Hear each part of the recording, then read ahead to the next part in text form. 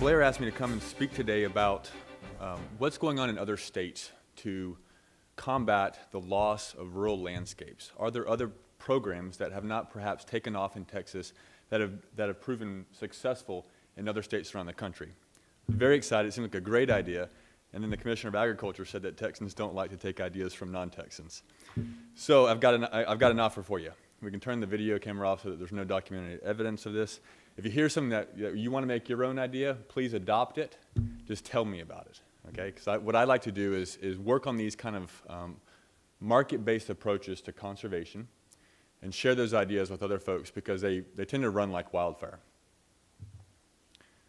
The outline of what I'm going to say today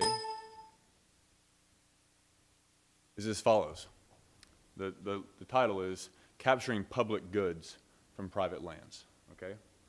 The outline of what I'm going to say is as follows. First, I want to define what public goods are. It's a term that is used quite frequently, but I think it has a lot of different meanings. So I'm going to take a few minutes to go over some definitions and make sure that everyone in the room is on the same page. I'm then going to offer an alternative solution to this public goods problem: private property rights and markets. Okay? To keep it from just being theoretical, we're going to run through 3 examples from outside of Texas. Okay? And then I'm going to try to distill for you guys a few takeaways that might be applicable in Texas. Now, no doubt what I'm going to talk about are different animals, different issues, but the principles I think might actually be applicable here in Texas. And finally, I'll run through a few opportunities that I've seen in just the research I've done for this workshop where you might focus your effort as legislative staff, legislators, and administrative staff. And then finally, I think we'll have a good bit of time for questions. So first issue, public goods. When we talk about public goods, what are we talking about? A couple examples. So you just heard about national defense, national security. That's a public good. Okay? Radio waves, a public good. Some environmental examples: open space, air quality, wildlife habitat. Okay? There's many others. Okay? What do these public goods share? What are their defining characteristics? And apologize for the economic jargon. I'll explain what this means. But first and foremost, they're non-rivalrous, meaning that one person's consumption doesn't affect another person's consumption. Okay? A hamburger or this bottle of water is rivalrous. If I drink it, no one else can drink it. Okay? Public goods are the opposite. Okay? Second, they're non-excludable. They're costly, if not impossible, to prevent consumption. Okay? I can't drink this legally without paying for it. Okay? I had to go across the rotunda, pull out my wallet, pay the man, and he gave me this bottle of water. Okay? Public goods are not that way. It's very difficult to limit consumption, to extract payment for consumption. In more plain English, oftentimes the benefits of public goods are diffuse over a large area, a large number of people, and the cost of their production is often quite focused on a very small number. The traditional thinking, the problem of public goods, and this is economics 101, if anybody was unfortunate enough to take economics, you'll remember this. Markets supposedly can't produce public goods. Why? Because there's no incentive to. If you can't exclude the consumers from consuming, if the benefits are spread over a large area and the costs are borne by only a few, who's going to produce? There's no incentive to. Okay? That's the traditional thinking. Let me bring this back with an example to environmental and land issues. Anybody recognize what this bird is? Good. Has a range in Texas, I found out. Red-cockaded woodpecker is an endangered species. Okay? They inhabit old southern pines, from Texas to Florida and then up to Virginia, mostly in North Carolina, though. Okay? They like old pines. 70 years old is best, 40-year-old will do. Okay? They inhabit mostly public forests, but often quite a bit of private forests. As I'm sure many of you know, the Endangered Species Act, a critical component of it is the designation of critical habitat. Okay? If an endangered species is found on public or private property, and the Fish and Wildlife biologist says, oh, we see the bird, we see their habitat, they'll designate an area critical habitat. And that vastly restricts, by the Endangered Species Act, what can be done on that piece of property. Okay? The red-cockaded woodpecker occupies large, old pine trees. Okay? In North Carolina, there are a lot of large, old pine trees on tree plantations. Okay? If you're a private landowner, if you own a tree plantation, and you notice a few red cockaded woodpeckers flying through your property, are you nervous about what that might mean in terms of your bottom line? Yes. You might have the inability or the ability to cut those trees, harvest that timber, completely taken away by the Endangered Species Act. What kind of incentive does that create? Called perverse incentive. This is, and if you bear with me, I didn't label the axes perfectly, but this shows what we call in environmental policy worlds a very unfortunate term of shoot, shovel, and shut up. If you own private land and you see an endangered species that threatens your livelihood, there is an incentive, an economic incentive, not to say that everyone does this, to minimize that threat, okay? On the y-axis here, the height here, is the age of trees harvested, okay? So by years. On the x-axis, going this way, is the number of red cockaded woodpecker colonies within a mile, okay? So 0 to 3, if there's only 3, average age of harvest is 15 years, okay? As you move right, there's more red cockaded woodpeckers. What happens? The average age of the harvested trees goes way down. What's going on here? Private landowners are getting rid of the habitat in order to not lose the ability to harvest at all. Okay?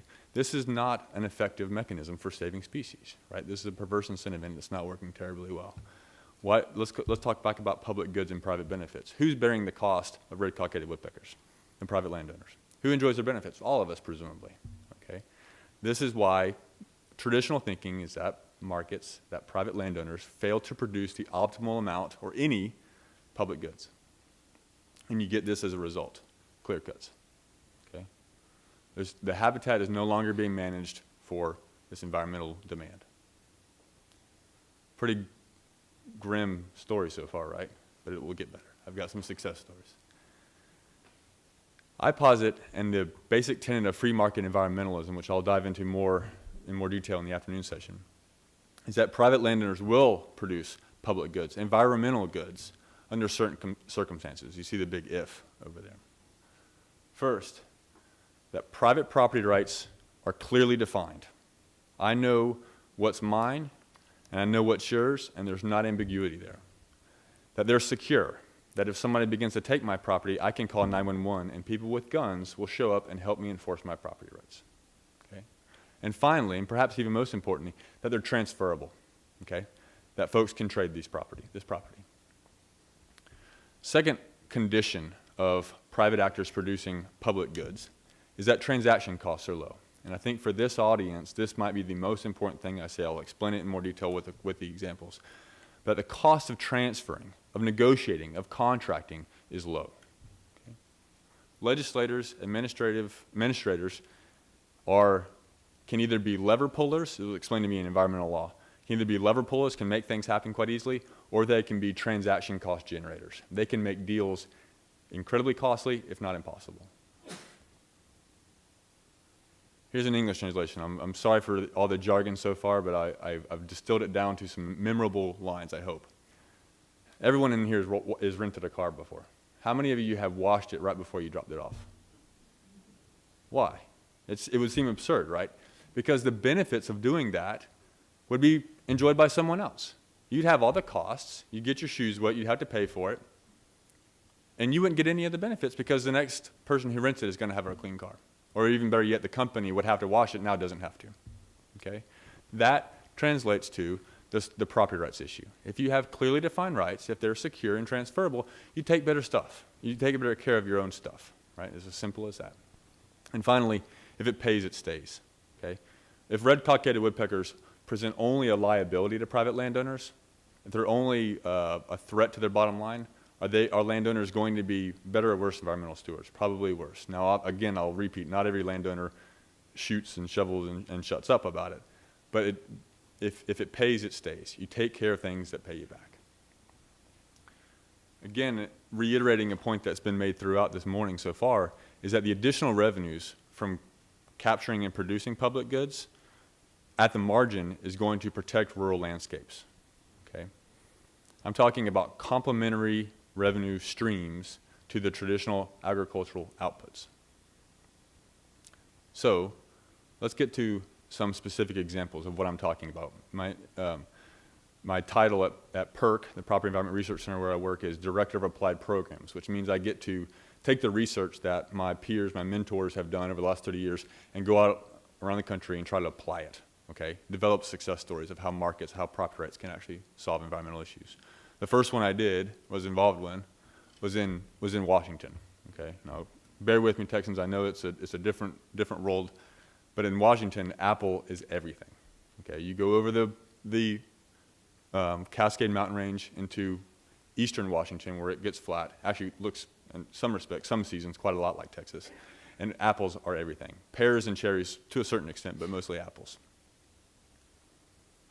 This is an example, I don't know if I have a laser pointer here, this is an aerial view of the Intiat River, which is, again, about 150 miles east of Seattle, okay, inland of Seattle over the mountain range. What do you notice? You notice it's quite dry up in the hill lines, okay? These are the apple orchards down along the valley. If you look closely, you can see the Intiat River meandering along its banks, okay?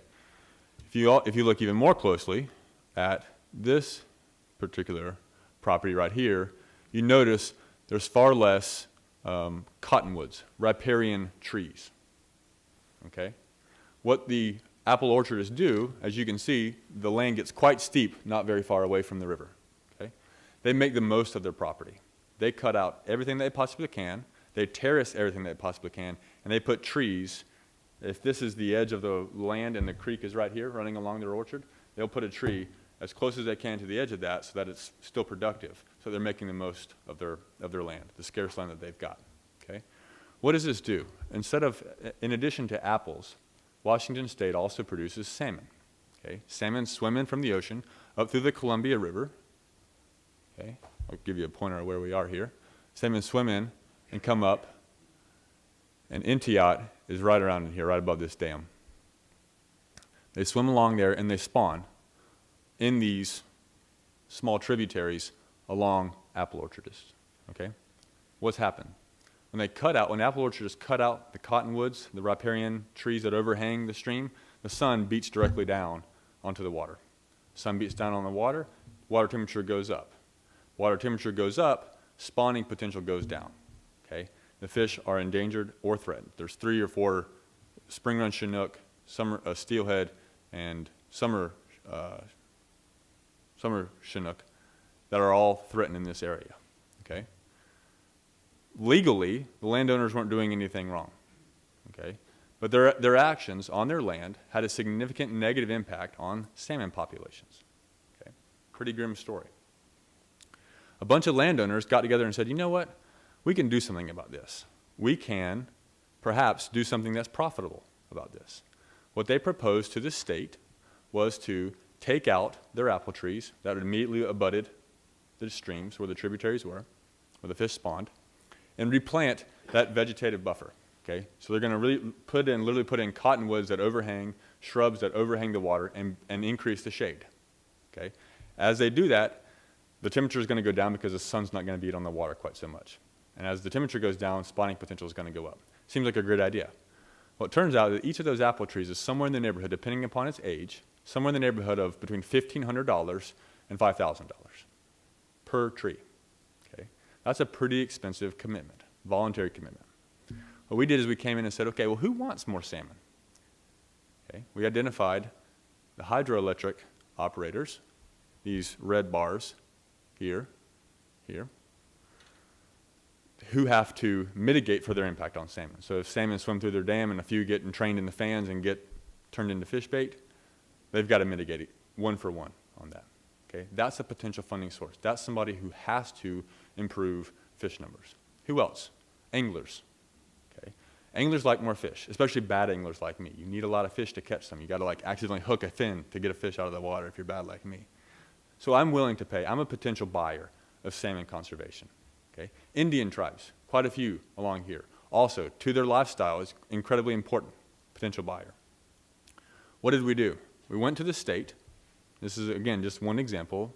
May or may not work directly in Texas. There's no salmon in Texas, so I guess it won't directly. Went to the state and proposed to them a stamp, a fishing stamp, a voluntary fishing stamp that anglers could buy when they buy their fishing license. a single dollar, okay, $2. Okay, just like a waterfowl stamp, although federal waterfowl stamps are not optional, we decided to make this optional. Anglers could contribute to the stamp, and they would get a little sticker that went on the back of the truck. Okay, we're selling reputation. We're selling conservation reputation to the consumers. Okay, that money that we generated went into a pot administered by the state. Okay, with very specific instructions. Okay, it's off budget. That it go towards compensating landowners on the Inchiat River for pulling out their trees. Okay, we developed a model that said exactly if you pull out a tree that's 10 years old, that's this species, if it's red delicious, if it's worth this much, if it's golden delicious, if it's worth this much, and they'll get compensated for it. Okay, we call this growing fish rather than fruit. Okay, and it's not really rather, these folks, I should note, are not pulling out their entire orchards, and we are paying them a premium over their opportunity cost of those apple trees. Okay, this is providing additional revenues, more revenues than what is there. The other thing that this does is it drives visitors, tourism dollars to the area. There's better fishing. Okay, so not only are the apple orchardists benefited from this, but the hotel owner, the bakery. Okay, and we met all these folks, and they were all enthusiastic about this. Okay, one example of how you can capture, how you can privatize public goods. These are the spawning fish. This is, if you were working on the project, it would make you very happy to see that happen.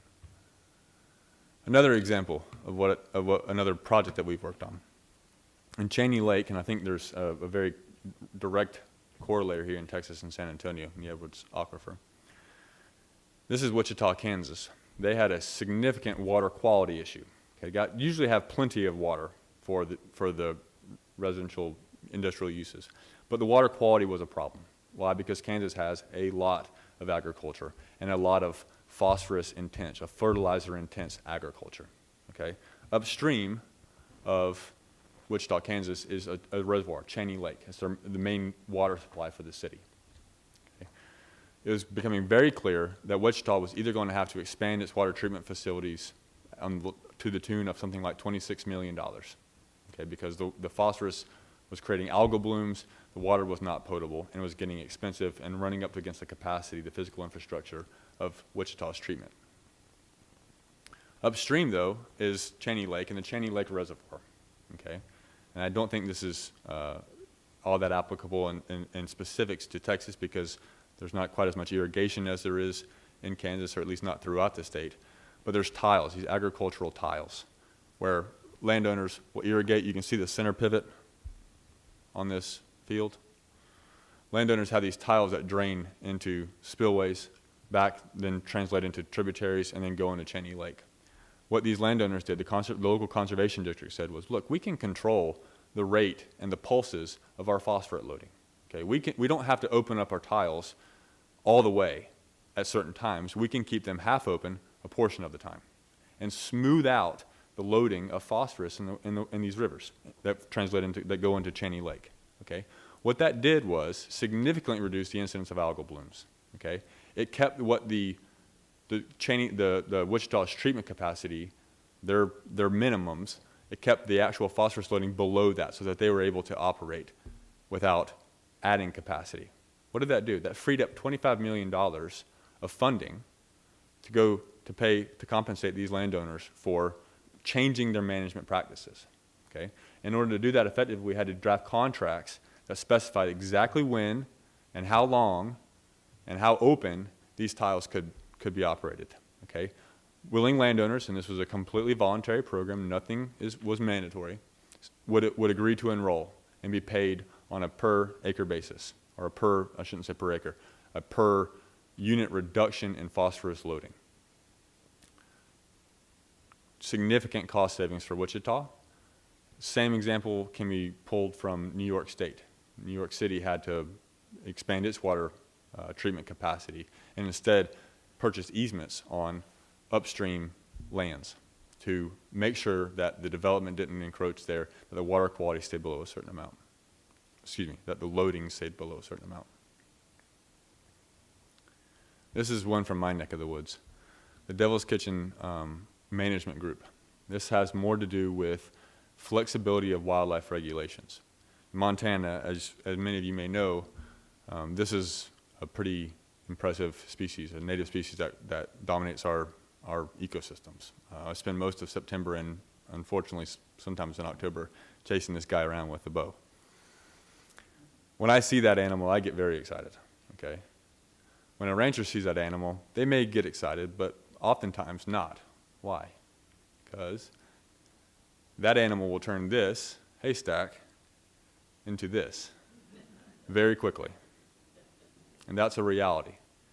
Montana, we have and I suspect in Texas as well, we have a very divisive issue about the public trust doctrine, public resources like elk spilling onto private lands and being fed by private lands. You know, people say, oh, it's a public resource, and the ranchers say Montana's two-thirds owned, so two-thirds privately owned, so I don't think it's quite as much private land. We've got a bit more public than Texas does, but those animals know where the good eating is, especially in the wintertime, and they come down and they hammer these haystacks, okay? That cost is borne privately by the landowners, okay?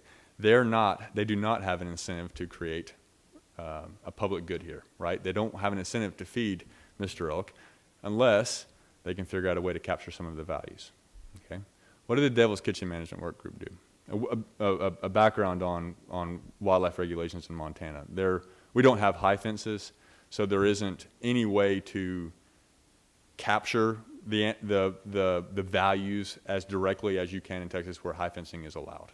So if you have an elk on your property, most times they run over 4-foot, 4-strand barbed wire fences, and it's thousands of dollars in fencing repairs, okay? Most landowners think of these guys as liabilities, not assets. But the Devil's Kitchen Management Work Group changed that.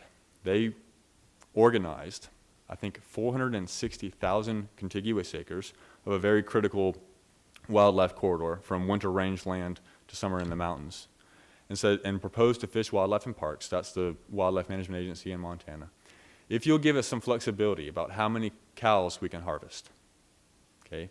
If you'll give us some flexibility about the depredation hunts so that I can actually take cull cows and spikes, improve the herd quality, improve the cow-to-calf ratio, improve the bull-to-cow ratio, then we want to have more transferable tags that they can sell directly to out-of-state hunters, okay, who pay large premiums, $10,000, $12,000 for an opportunity to shoot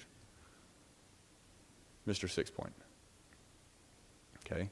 What did that do? Almost overnight, the flexibility, the willingness of Fish, Wildlife, and Parks to say, look, guys, you got to run your ideas by us, your management philosophy by us, but we'll give you transferable tags that you can actually sell. Most of the time, that money would go to the state.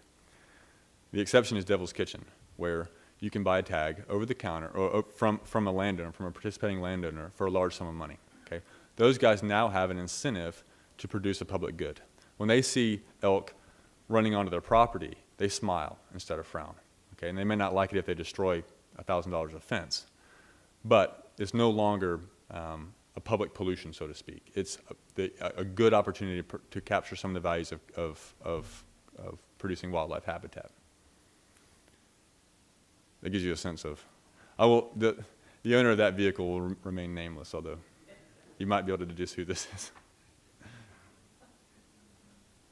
I've talked about some widely dispersed examples, and I know that they may not have a direct application in Texas, but there's no salmon. I don't think there's elk, at least not native elk. I was driving through some hill country and saw what I swear was African game. And I said, what is happening here? And then I saw there's exotics. But I want you to, I do think that there are some lessons learned the hard way that you as staffers, as policymakers, as landowners might consider.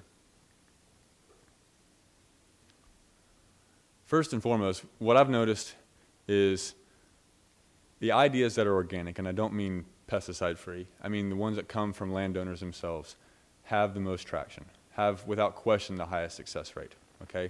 When landowners and conservationists sit around a table and hatch a plan, it has a much higher chance of working than if a program comes from top down. That is not to say that the government, the state government, the local government can't play an hugely important role in greasing the skids, in reducing the transaction costs of willing buyers and willing sellers. In Washington, that deal would never have happened if the state hadn't agreed to put a fishing stamp or at least offer a fishing stamp to fishing license buyers, okay? And also to administer the funds. Now again, part of the condition of the state managing those funds was that they couldn't use it for anything that they wanted to. It stayed out of the general coffers in the state. It went directly from the buyers of the stamp to the fund and then out to the producers of the wildlife, the habitat, the fishing habitat, okay? But the idea came from the ground up, and it was facilitated by the state wildlife authority. This is from if there are landowners in the room who are thinking about capturing some of these public goods that you're producing, one of the most important things you can do is think about measurement, okay? If you're buying a car, you go to a dealership and you offer a price and you're talking about the car. Everybody knows what's being transacted, right? If you're talking about public goods, it gets a lot fuzzier, okay? So take the fishing example again. Those landowners, their perspective is, I'm cutting down productive fruit trees, okay? That's not what the buyers are paying for. They're paying for fish, okay? So we actually had to install fish counters below each reach so that we knew the marginal, the incremental difference that each landowner's management practice changes were producing, okay? It wasn't enough just to cut the trees down, okay? The buyers wanted more fish, and that was what was being contracted for. Similarly, the buyers have to think about what they want, and can the landowners who are producing these public goods actually produce it, okay? It has to be objective. It has to be agreed upon in order to be successful. Another important issue is scope. Okay, there's kind of a trade-off here. The larger the project, the more landowners that are enrolled, the more impact that you can have. Okay, and also the more likely or more able you are to hedge against risk of what we call exogenous shocks, of shortages, of wildfires, of it just didn't work on my property. Okay, the corollary that cut in the other direction is the more landowners that are involved, the higher the cost of coordination and monitoring. Okay? This is a trade-off, and it's going to be, all of these recommendations are going to be context specific. And finally, think about the timing here. Okay? Landowners in Washington who are pulling out, who are cutting down a tree that was 5 years old, that had a productive life of 40 years, wanted certainty. Okay? They wanted to get paid for that tree, and they wanted to get paid at least for the value that tree would have produced over its full lifetime. Okay? Conservation groups, on the other hand, they don't want to be exposed for that long. Okay? So timing is a significant issue in terms of how do you actually structure these deals. Okay? Same with Cheney Lake, the watershed there. The landowners in that Cheney Lake watershed who were changing how they opened their tiles and the loading, it took a while before their management practices actually impacted positively the water quality for Wichita. Okay? Addressing those issues via contract is not easy, but it's absolutely essential if this market-based approach to conservation is going to work. Recap: creativity, measurement, scope, and timing. Opportunities in Texas. I'm going to be pretty brief here because I would rather you guys think about and come visit with me afterwards how anything that I said might actually be transferable to Texas. But I did identify what I think is I wouldn't say low-hanging fruit, but the most likely topics where you'll see movement in terms of market-based conservation. As I said earlier with the red-cockaded woodpecker example, sometimes well-meaning regulations create perverse incentives, okay? As opposed to the stick, think about potential ways, even in the regulatory context, that you can harness incentives, that you can use the carrot to promote wildlife conservation, okay? True for not only endangered species, but game populations as well. Water supply and water quality. The success of Cheney Lake is, I think, attributable to a couple things. One, they used conservation easements. There were conservation easements in the area, but that's not the actual form of contract that was taken there. Okay? Conservation easements are great tools, especially for preserving open space in rural landscapes. But if you're talking about a very specific management change, such as you shall operate your tile only under certain conditions, half open on Tuesdays, full open on Wednesdays, that kind of specificity is not likely to materialize in a conservation easement. It needs a specific contract listing out management guidelines. The same, I think, can work for water quality and water quantity in Texas. I understand that it's working fairly well in the Edwards Aquifer for San Antonio, but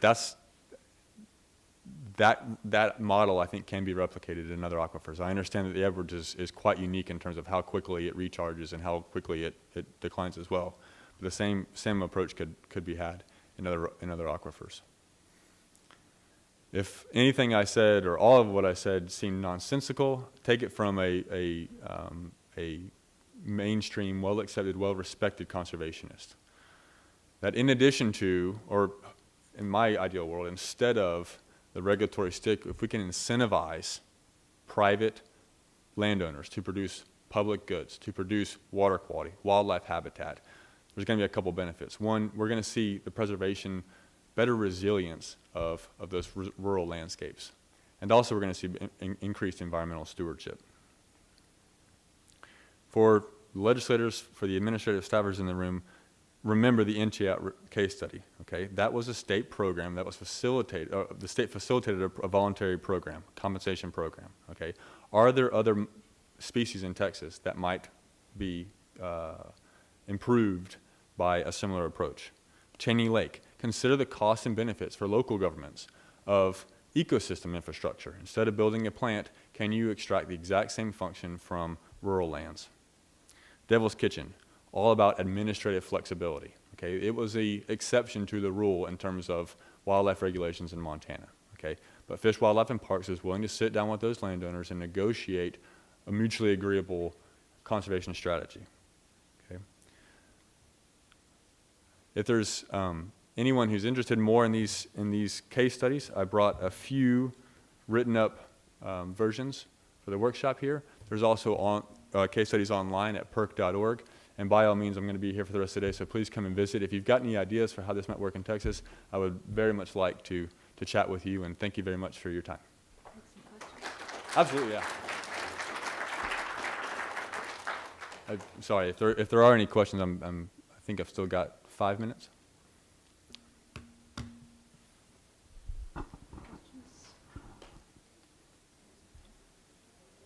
Wait till the very end. Oh, I'm sorry.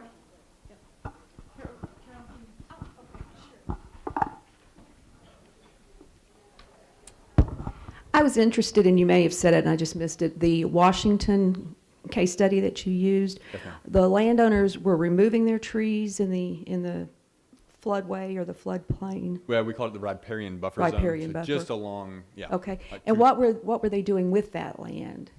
They were replanting, I don't like the word native, but they were replanting a certain type of vegetation that better shaded the water.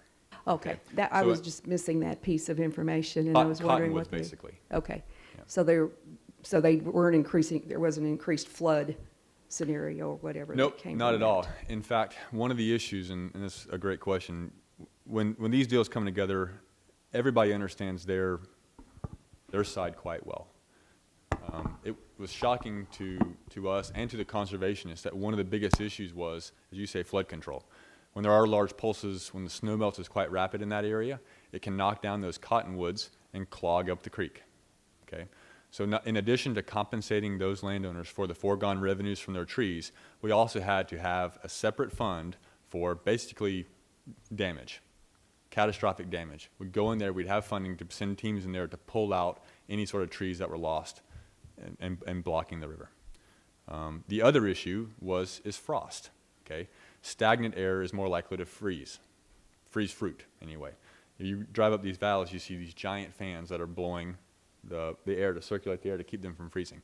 When you put cottonwoods that are 50, 60 feet tall along the banks, it restricts airflow. Okay, so we had to get better fans in there to increase airflow. And again, this is all about fish. And you're saying, why are we paying for fans?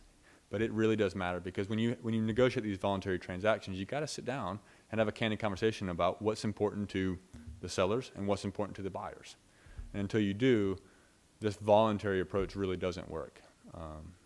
Like I said in the first bullet point, it needs to be collaborative and it needs to be bottom up, because usually top-down solutions don't capture those idiosyncrasies.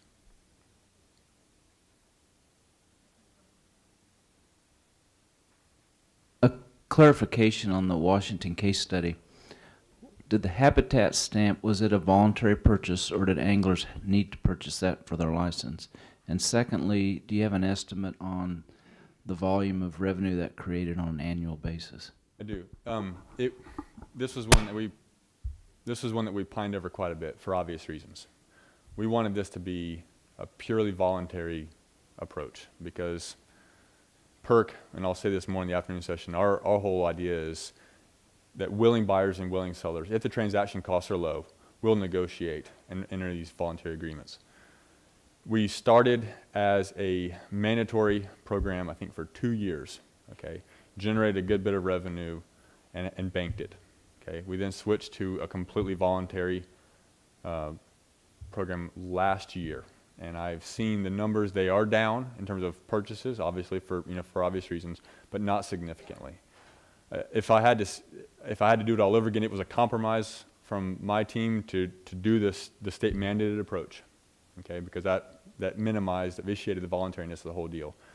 But the way that actually transitioned after 2 years of it, I think we got it into the kind of common acceptance that, oh yeah, the stamp. And they were told it was voluntary after the first 2 years. But by then, folks had already started to see they were getting something for it. Reputation values, the actual improvement in fish numbers.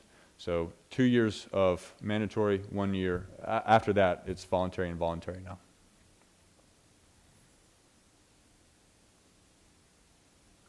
I wanted to ask, how did you communicate with and create the cooperation amongst the landowners, the apple orchard owners, to get them to buy into the program? I'll be frank with you, and I hope it answers your question. What I've found, and I didn't put this as a takeaway, is that in almost all of these communities, there is a thought leader. Oftentimes it's the old timer who's been on there, whose family's been on there for 6 generations, and he's been working it for 70 or 80 years. And sitting down with that person and spending time with that person, listening, aggressive listening is what I call it, and earning that person's trust tends to open up the doors to the community. Obviously, not everybody's going to follow that person's lead, but a lot of times agricultural landowners, and I don't know if this is true in Texas like it is in a smaller partial community like Antioch, Washington. But once we had gotten his buy-in and earned his trust, the rest of the community was pretty quick to follow. So what we'll try to do a lot of times is find that person, see if we can develop a working relationship, and if it's successful, then we can expand it. It's sort of a test case, so to speak. But that is the biggest challenge in my job, is being an outsider and working with agriculturalists who aren't used to thinking about these non-traditional outputs. And what do you mean I got to cut my trees down? Those questions are really tough. But when you say that, hey, look, this is not only advancing your conservation ethic, but also hopefully going to improve your financial position, we do get some traction. Sir. You mentioned that one of the other buyers of the fish were the hydro plant operators. What were you able to get out of them in terms of contributing to this program as far as being able to take credit for the increased fish populations in those feeder streams? Well, that funding source was a blessing and a curse. It is a huge pot of money. The hydropower operators have millions of dollars budgeted for salmon mitigation, okay? The issue is they only are buyers once every 50 years, okay? The Federal Energy Relicensing Commission, is that the FERC?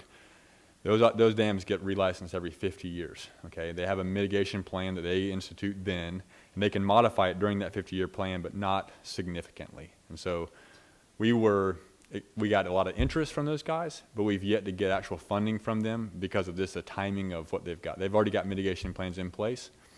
I think what we've offered to them is a lower cost option than the physical one, where they have elaborate swim arounds, basically. We can say, look, you know, even if you have those elaborate swim arounds, there's still some fish who just, for whatever reason, are kamikazes, and they just want to go through that fan and feed other fish. Altruistic salmon, I guess you call them. So they still have a demand for additional mitigation, but it really comes down to timing. To be quite honest with you, that's not the sort of market-based solution that I would espouse, because it's really that their buying is driven by regulatory compliance. Okay, it's not actually consumption of a recreational asset. Granted, this is, you know, a low-cost option for them, and it's quasi-market-like, but they were there at the table, but not when it came down to pull out the wallets. There's one. You mentioned the market-based solutions to several different challenges. One that we have in Texas in particular is providing in-stream flows, freshwater inflows to bays and estuaries and other environmental flows. We've been successful using models that you describe, for instance, in our shrimp buyback program, and buying shrimp licenses and using sportsmen's revenues for that. What experience have you had, or success or otherwise, in using these sort of market models to provide fresh water for environmental flows? Well, quite a few, and I should say at the outset, when I agreed to come down, I thought, oh, this will be fun. There'll be a lot of really good specific examples of how this might work in Texas. I think, you know, Texas is in the top 5% of states as far as using these models already. There's still some opportunities out there, such as in-stream flows, but in terms of the shrimp buyback, in terms of the San Antonio watershed, you guys are doing good, and I applaud you for that. I just wanted to present some ideas that might complement those. In terms of in-stream flows, my understanding of the way and this is exactly what comes down to reducing transaction costs. In all Western states, all prior appropriation states, you have to put surface water to a beneficial use, right? And that beneficial use is statutorily specified, okay? It's livestock, irrigation, residential, so on and so forth, down the line. Until recreation and fish habitat was added to that list, you couldn't do that. If the water stayed in stream in Montana before 1977, that right could be forfeited over a long enough period of time. You got to use it or lose it, okay? Statutory modification that added in-stream flows into that and allow for private leasing and actual transfer of those water rights. Until that legislative change happened, there was no such thing, right? Montana does not allow, is one of the few states that allows private entities, non-profits, 501c3s and 4s, to hold water rights in stream. Some states, and I do not have to plead ignorance about Texas law here, do not allow private entities to do that. The State Department of Water Resources or Department of Natural Resources and Conservation has to hold the right. That's, in my mind, a unnecessary, arbitrary, and restrictive regulation that doesn't accomplish a whole lot. Opening up that market to allow other buyers, the Texas Water Trust, if one exists, or if that hasn't been done already, would open up more water transfers. As I understand, though, about water law in Texas, you guys, the agricultural landowners, have essentially grafted on their surface water rights, the ability to leave water in stream and not risk forfeiture. Are there any water lawyers in the room? Anybody know? Is that?